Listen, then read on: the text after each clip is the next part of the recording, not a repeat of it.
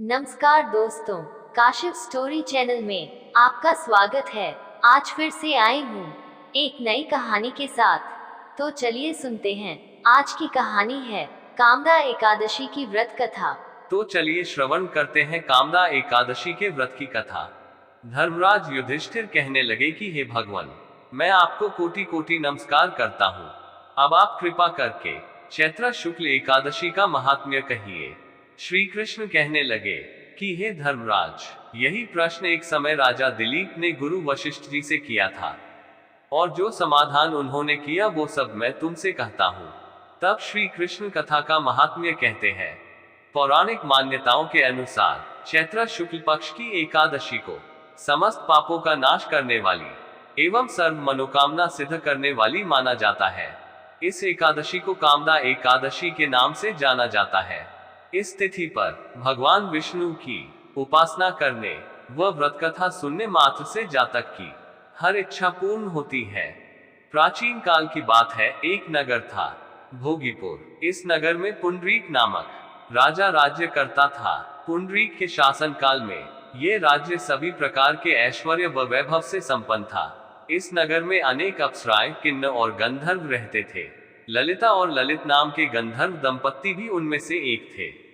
इन दोनों पति पत्नी में आपस में इतना गहरा प्रेम था कि यदि दोनों क्षण भर के लिए अलग होते तो व्याकुल हो उठते। एक बार राजा पुंडरीक की सभा में ललित का गायन चल रहा था। जब ललित सुर लगा रहा था, तभी अचानक उसे अपनी प्रियतमा ललिता का स्मरण हुआ, जिससे वो व्याकुल हो उठा। इससे गायन के दौरान लय में त्रुटि हो गई।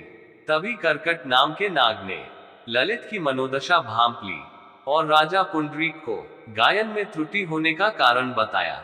ये सुनकर राजा कुपित हो उठा और बोला, अरे मूर्ख, तू मेरे सम्मुख होकर अपनी स्त्री का ध्यान कर रहा है। जा, अपने इस कर्म का फल भोग। मैं तुझे राक्षस योनि में जाने का श्राप देता हूँ। राजा के श्राप के परिणाम स्वरूप ललित उसी क्षण महाकाय राक्षस बन गया। उसकी नाक किसी पर्वत की कंदरा के समान विशाल हो गई, मुख से अग्नि निकलने लगी एवं गर्दन पर्वत समान लगने लगी। राक्षस योनि प्राप्त करने के पश्चात ललित का शरीर 8 योजन का हो गया। जब ललित की पत्नी ललिता को इस बारे में ज्ञात हुआ तो वह दुख से विकल हो उठी और अपने पति के उद्धार के बारे में विचार करने लगी। राक्षसी योनि मिलने के बाद ललित घने जंगलों के बीच भटकता रहता था एवं ललिता उसके पीछे पीछे व्याकुल हो चलती रहती थी।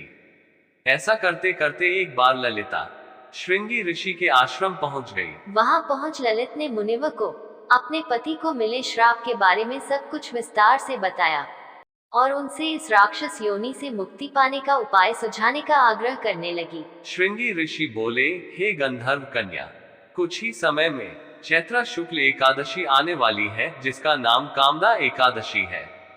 इस पावन एकादशी का व्रत करने से मनुष्य की सभी मनोकामनाएं पूर्ण होती हैं। यदि तू अपने पति को राक्षस योनि से मुक्ति दिलाना चाहती है तो मेरा कथन ध्यान पूर्वक सुन। तू सच्ची आस्था और विधि विधान से कामदा एकादशी का व्रत कर और उसका संपूर्ण फल अपने पति को दे।